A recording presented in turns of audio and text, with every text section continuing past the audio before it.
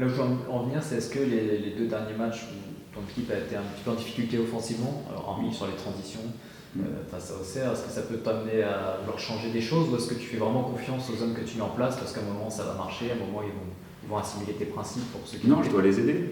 Je dois aussi les aider. Quand je dis dois les aider à la fin du match, par exemple, je me déséquilibre, mais je les aide. En changeant le système, je les aide. Je mets 2 attaquants pour essayer de peser. Il y a les 4. Enfin, c'est ma façon de les aider. Après, il faut voir, moi, j'ai un peu plus de recul. Le match, il dure 90 minutes. À quel moment je peux les aider? À quel moment j'ai besoin d'un équilibre? On parle très souvent de ce fameux équilibre quand on est entraîneur. C'est pas parce que je vais mettre Hotman, Bridge et Cyril devant qu'on aura plus de situations. Peut-être que si je débute comme j'ai fini hier, on est à 4-0 à la mi-temps, ou 4-1 si on en marque un, c'est bien. Ouais, bien sûr. Donc tout est question d'équilibre, de moments. C'est pas facile parce que quand on est sur le banc, justement, de jauger le moment où on peut tenter, où on peut prendre la prise de risque sans... Et c'est pareil dans mes compos. Voilà. Est-ce que me mettre en 4-4-2 aujourd'hui, je peux me permettre? Est-ce que je peux changer de système sans mettre à mal tout ce qu'on a de bien? Et voilà, c'est mes questions, mais je me les pose.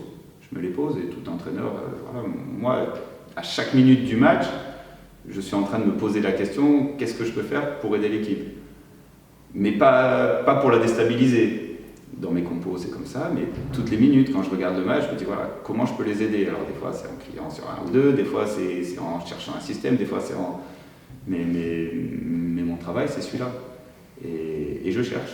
J'ai pas dit que j'avais la solution. Effectivement, aujourd'hui, on pâtit aussi de l'absence de Dukens qui nous aide là-dessus. Mais pas seulement. On doit avoir plus.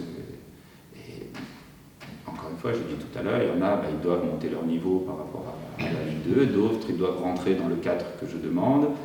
Et je suis convaincu que quand on aura tout ça, quand on pourra avoir tout le monde à disposition, quand ceux auront commencé à digérer, ceux de l'année dernière auront commencé à digérer le niveau Ligue 2 et retrouveront leurs points forts, quand ceux qui viennent d'arriver auront compris comment ça marche notre collectif, ouais, on sera dangereux. Et ça ne sera pas un problème de système. Justement, j'allais dire, est-ce que l'absence de Dukens aussi a chamboulé tes plans? Parce que peut-être que tu avais construit certaines choses autour de Dukens, surtout du monde de son profil, attaquant qui est quand même assez puissant, assez rapide, contrairement à Hotman par exemple. Ouais. En quoi ça a chamboulé tes plans, notamment cette absence de... Oui, alors ça chamboule. Bon, on avait anticipé, ça veut dire que je n'ai pas qu'un attaquant dans l'effectif.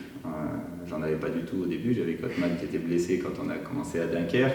Aujourd'hui, il y a Dukens, il y a Bridge qui peut jouer à ce poste-là. Si je veux mettre un peu plus petit, je les ai aussi qui ont déjà joué. Donc, j'ai pas que cette solution. Mais effectivement, c'est pas forcément moi que ça chamboule, c'est aussi les joueurs. Ils ne jouent pas de la même manière avec Hotman qui joue avec Dukens. C'est pas les mêmes appels, c'est pas les...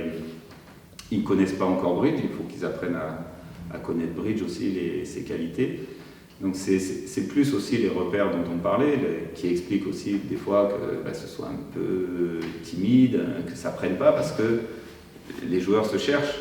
Quand on voit Kalidou qui est à la relance en tant que défenseur central, on ne sait pas forcément ce qu'il a l'habitude de faire.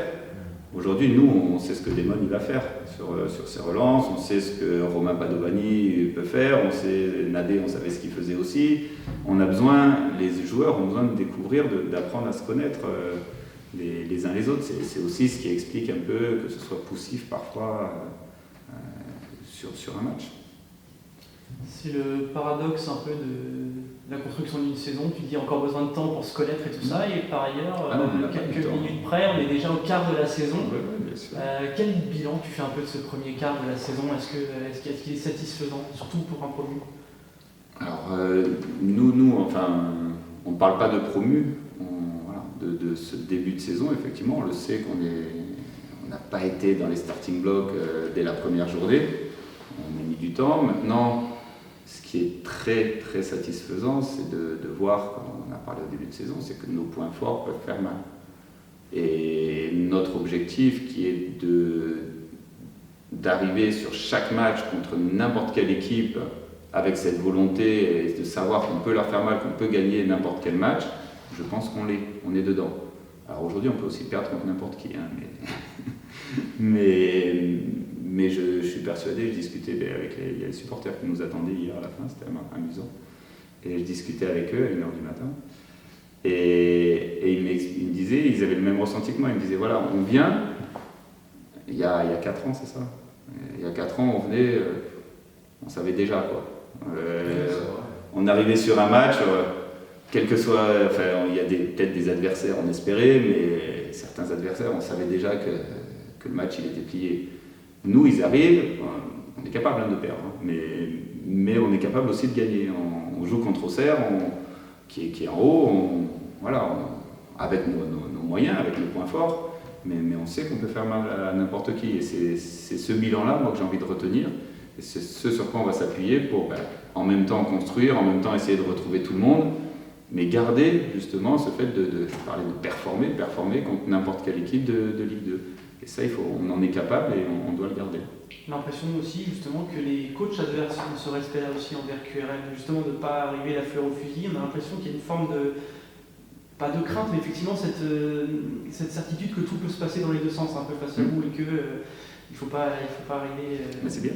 en douceur. C'est bien, au contraire, ils savent que, à tort ou à raison, parce que voilà, hier on n'a pas fait suffisamment mal à cette équipe du Havre, mais c'est bien aussi le fait de nous craindre, ça veut dire aussi que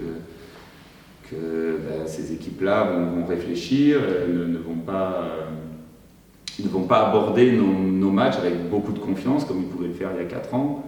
Parce qu'on sait très bien qu'une équipe qui est en pleine confiance, qui sait que, des fois ça fait un peu rouleau compresseur, et contre nous c'est pas le cas. C'est le cas d'Auxerre par exemple, vous avez été capable de déjouer ce côté un peu rouleau compresseur que l'équipe d'Auxerre était capable jusque-là. Oui, parce qu'ils sont venus avec beaucoup de confiance justement, et ça n'a pas suffi.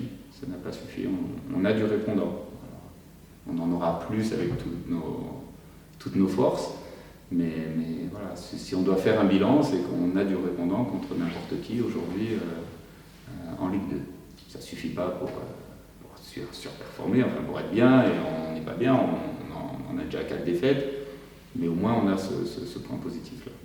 Justement, il y a le plan moral qui a priori est bon, le bilan moral est satisfaisant, il y a le bilan comptable en parallèle. Comment tu le juges ce bilan comptable? Est-ce que QRM est à la place qui est la sienne à l'heure actuelle? Est-ce que tu aurais aimé un peu plus? Est-ce que tu es agréablement surpris? Je ne sais pas quelle est sa place. Je sais pas, c'est vrai qu'on en parle, je ne regarde pas forcément le classement. Je suis convaincu qu'on peut tenir la dragée haute à beaucoup d'équipes en Ligue 2.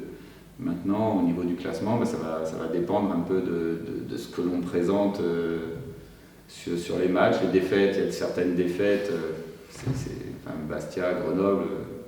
C'était pas nous, on n'était pas. Enfin, je peux pas dire, j'ai mis 100% de mes cartes sur le tapis et on a joué à la fois frais et dispo et avec le meilleur effet. Non, c'était pas nous. Donc, il y a certaines défaites, c'est normal, hein, mais les adversaires sont exactement comme moi. Il faut être capable dans ces moments, et Guingamp, ça sera un match comme ça. Ça veut dire qu'on n'a pas toutes nos cartes en main, mais il faut être capable de performer aussi avec les joueurs peut-être un peu fatigués ou avec les joueurs qui ont moins l'habitude. Et pour le moment, on a du mal sur ces confrontations-là.